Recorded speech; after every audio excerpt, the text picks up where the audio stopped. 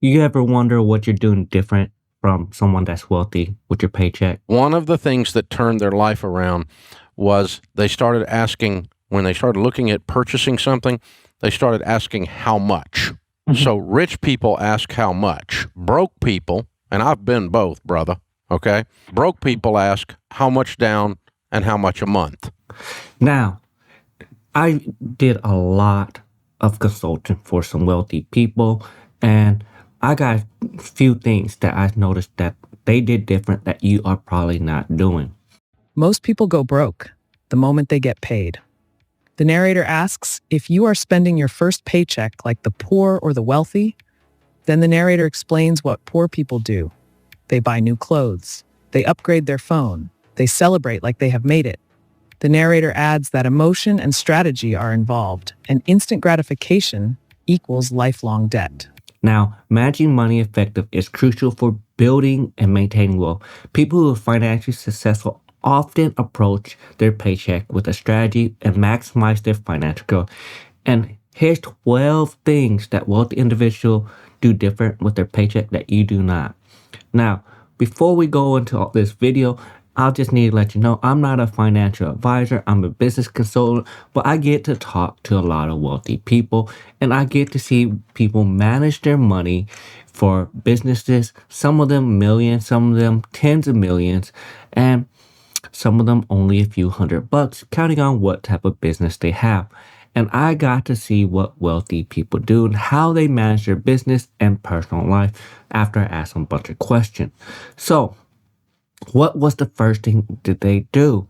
Most people wait until the end of the month to just see what's left to save, and for a lot of people, that's usually nothing. But the wealthy do the opposite. They treat savings like a bill that must be paid first. It's just like if you want to pay yourself first. And that's the mindset shift here. It's about being proactive and choosing what you're going to save at the beginning, even if it's just 5 or 10% of that paycheck. Take a significant portion of their income to saving. This habits not only ensure that they have a safety net for emergency, but also provide capital for future investments.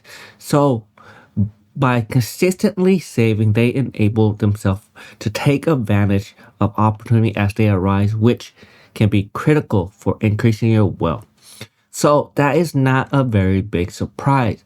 You should know that wealthy people always prioritize saving and investing first. Pay yourself first is what you need to worry about.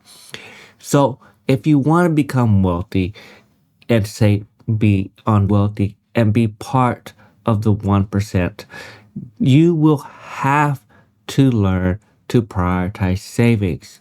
Now, the second thing that I see a lot of wealthy people do is invest in appreciation assets. Rather than spending on depreciation assets like vehicles, boats, focus on investing in appreciation assets. This is including real estate, stocks, and other investments that have potential to grow in value. By prioritizing these investment, they can leverage their money to work for them and create additional sources of income. People think money exists to pay bills and fund their lifestyle. Middle-class people think money's for building credit so they can get loans to buy bigger houses and nicer cars. Rich people know the true function of money is expansion, which means using your money to make more money. Just like how I am building up my dividend portfolio of income. This is why I'm doing it. Yes, I get disability from the VA. Yes, I get a paycheck. Yes, I get money from real estate. Yes, I get money from drop shipping. But having more sources of income helps me build wealth faster and gives me a more secure future. This is what you need to understand. I have invested in all these one by one to get where I want to be. And this is what you want. Number 3 is budget careful. Creating a adhere to a budget is another habit of the wealthy. Now, you don't have to be very strict with it, but the important is understanding how you are spending your money. You see, financially successful people know that a budget is just a plan. It's not for broke people, it's for people who want to keep their money. And you can't build $1 million net worth without a plan, because success is not an accident. You are in charge of your own wealth building. So just like you build a house by starting with the foundation, you build wealth by starting with the budgeting basics. In fact, the average millionaire has a habit of budgeting every single month. Every month. I am not that strict with my budget. I just know how much money comes in and how much money is coming out. I don't go into nitty gritty penny pinching or anything like that, because I learned being too strict on a budget is not enjoyable and it gives a headache. But you need some sort of budget. You need to know how much money you are making and how much money is going out and where your investment or how much is going into your investment. So once you learn all that, you will do better. You also need to understand how much money is going to debt. So once you figure out your budget, now the best way to do this is print out your monthly expenses, itemize it, which is probably already done by your bank, and see how much money you are spending on each item. If you can cut some of it out, you do it there. Or you might have an issue with the income level. Sometimes you're just not making enough to afford to live in that certain state, city, or anything like that. So always make sure you focus on what's the bigger picture, is how to get your money to increase every month. And that is the thing. Your net worth should go up every month as best as it can. Number 4, I see a lot of people do this, and it's paying off high interest debt.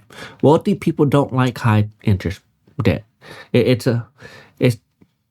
So if you want to get rich, you should not be using credit cards. That's not just my advice. That comes from Mark Cuban, the billionaire owner of the Dallas Mavericks. And here's why. The average credit card has an interest rate of over 16%, some as high as 38%. If you compare that to the stock market, the S&P 500 has returned about 10% per year, meaning your money will go much further by avoiding high interest credit card debt than it would if you invested in the stock market. It hurts their finance. Why pay 20, 30% on a credit card? Why even have high interest debt whenever it's taking so much money and you're only paying the bank? And this is where you need to understand. If you want to free up income, you need to pay off this high interest debt. This 20, 30% on a credit card or 15% on a personal loan, that's going to eat up your wealth really quickly, because you are paying 15% of that borrowed money to the bank every month. That's 15% you could have in your pocket. So that's why you pay off your high interest debt. Now, another thing I see the wealthy people do, is the reason why I did it, is diversify income stream. Create multiple income streams, common strategy by the wealthy.